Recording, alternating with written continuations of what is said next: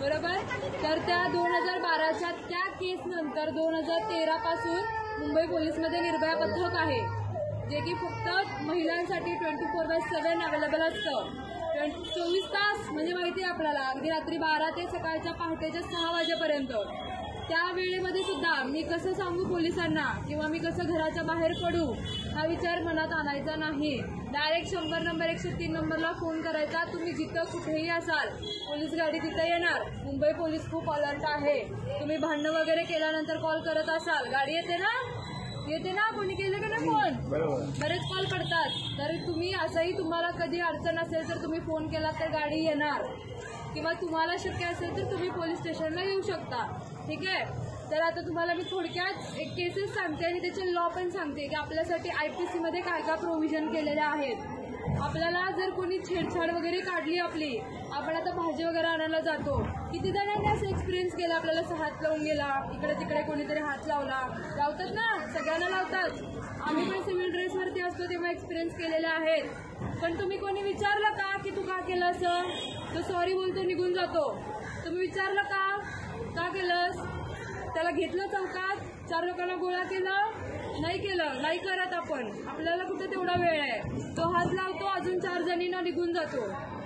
मग आपण त्याला सोडून द्यायचं असंच? तुम्ही जोपर्यंत त्याला घेऊन येणार नाही, हे प्रमाण कमी होईल का? मला तुम्ही सांगा, प्रमाण कमी होईल का? नाही होणार. तुम्ही अवेअर व्हा, तुम्ही त्याला घेऊन या पोलीस स्टेशनला. ह्या सगळ्या छोट्या छोट्या गोष्टी आहेत, पण तुम्ही जोपर्यंत इनिशिएटिव्ह घेणार नाही त्या गोष्टी बदलणार नाहीत. बरोबर आहे? समजतंय मी सांगितलेलं? त्यामुळे जर असं कधी वाटलं की कोणीतरी मुद्दाम आपल्याला हात लावलेला आहे, मुद्दाम आपल्याकडे सारखं सारखं बघतो आहे, घेऊन यायचं त्याला, चल म्हणायचं पोलीस स्टेशनला.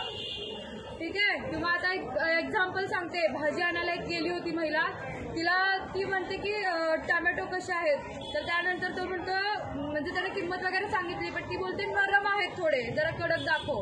मग तो त्याच्या सोबत जो मित्र होता त्याला म्हणतो की कडक पाहिजे त्यांना बाजून, म्हणून तो हसतो त्यांच्याकडे बघून. मुलींना भाषा समजते नाही, तिनं मग त्या लँग्वेज वरती त्यांनी हसून म्हणजे कमेंट करून हसले ते. तिनं सरळ त्याला घेऊन आली पोलीस स्टेशनला. त्याला बघितलं आम्ही काय करायचं ते. मग ह्या छोट्या छोट्या गोष्टी आहेत, जोपर्यंत तुम्ही पुढाकार घेणार नाही हे प्रमाण कमी होणार नाही. ठीक आहे. तर हे झालं 354 कायद्याअंतर्गत येतं हे. आता हे आपल्या काही महिला कामावरती जात असतील, आपण कामाच्या ठिकाणी जातो किंवा घरी येताना इकडे तिकडे जाताना जर एखादी व्यक्ती मला सारखं जाणवते, मी जिथं जाते माझ्या मागे मागे येते, असं होतं ना. एखाद्या व्यक्तीला आपण आवडत असेल तर आपला पाठलाग करणार सारखं सारखं.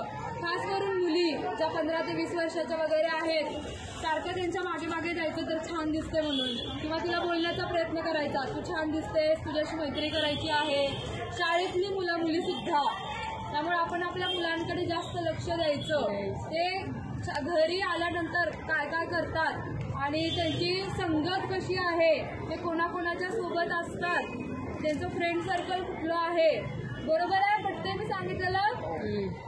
आपली खास करून मुलगी सुद्धा काय करते, कोणासोबत बोलते का, बोलण्याबद्दल दुमत नाहीये, पण मुली काय करतात हे तुम्हाला थोडक्यात सांगते.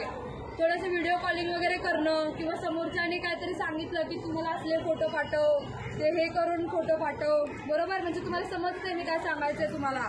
थोडेसे कपडे वगैरे काढून फोटो मला सेंड कर. मग ह्या प्रेमात आंधळ्या असलेल्या पोरी काय करणार, फोटो पाठवणार. किंवा व्हिडिओ कॉलवरती काहीतरी त्यांच्या प्रायव्हेट रूम असतील तर तिथं काहीतरी करत बसणार आहे उद्योग. बरोबर?